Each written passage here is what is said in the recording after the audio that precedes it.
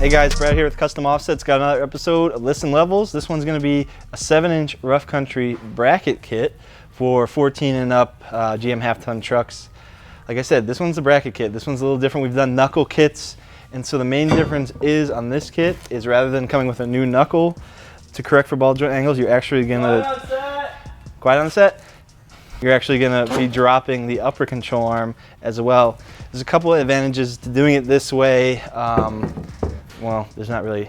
There's one advantage really, and that's to maintain factory front track width. So when you get a lift kit with a new knuckle, 95% of the time the front track width is actually going to increase or push out, and people hate that look. But what it does is actually they do that on purpose to maintain your turning radius to factory-like conditions. And also another advantage of the bracket kit is when you have those new knuckles, a lot of times you have to run a bigger wheel than factory.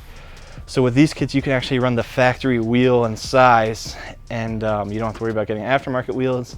So those are pretty much the two advantages to a bracket kit, which is what this is going to be. So we got the upper control arm drop brackets, and then lower control arm drop brackets, and then this one is going to be an upgraded kit. These are going to be the new lifted struts. So 7-inch lifted struts, no strut spacer up front on top of the factory struts. Got the whole new struts. We're gonna have to disassemble the factory struts, swap over the coil spring and everything over to these, and then the front will be good to go for the lift there. And then of course you got the standard front differential drop brackets, sway bar drop brackets, all the stuff of the normal knuckle kit. The main differences are gonna be the brackets, and then as well as there's some other stuff you gotta do. You actually have to relocate the steering rack too as well. It has to get dropped down because the tie rod locations are not going to be raised up with the new knuckle because there is no new knuckle. So that's a little different. So these kits are actually more expensive because they come with more components, and they're also a little harder to install. It'll take longer with the more parts involved in dropping all that extra stuff. But then up front, diff drop, sway bar drop, all that's the same. Lift struts here, and then the back is going to be completely the same. The back's just going to get these rough country, they call these their anti-wrap blocks for the rear, new U-bolts, and then finish off the back with rough country's new premium and 3-shock. This is their new design. Haven't had too many of these installed yet, so we're not really sure what to expect, but we hear good things about them, so we'll let you guys know how that pans out. Like I said, this is a 7-inch rough country going on this 14, what is it? This is a 14, right? Or is it a 15? Going on this 2015 Silverado.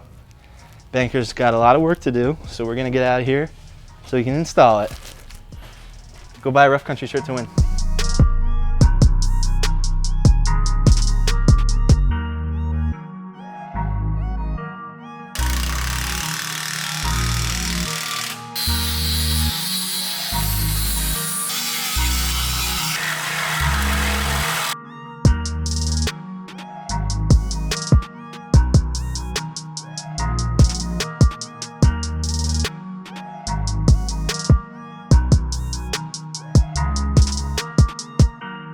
All right, guys, we got the 7-inch rough country bracket kit installed on the old Silverado here. I don't think we've ever done a bracket kit install video, so this is going to be a little bit different. So as you can see, the first thing you see here is there's no big new knuckle here. That's what makes this a bracket kit. There's actually these brackets here which drop the upper control arm. So factory, the upper control arm would be here. It's dropped down here. So you can use your factory knuckle, which then allows you to keep factory turning radius, factory track width, and you can actually use the factory wheels. So that's the big advantage of the bracket lift. Otherwise, pretty much most of the other components are going to be the same. We got the rough country 2.0 and 2.0 struts up here, lift struts, so no spacers on the struts, just the full lift strut. Got the sway bar drops, front differential is dropped down as well. And one of the major things also in this is, since you're not using a new knuckle, which is going to have a raised point for your tie rods, you actually have to drop the steering rack down. So the steering rack gets dropped down as well as the front I was burping, sorry, as well as the front differential. Skid plates up front and under the front diff there. Brake line relocation brackets here as well. We're not done attaching that yet. And then also, that's another thing. So no new knuckles, no track width increase, therefore no CV axle spacers as well. Stock CV axles. That pretty much is everything up front. Same stuff in the rear. Rough Country's anti-wrap blocks in the rear, and then their N3, which is their new series shock in the back.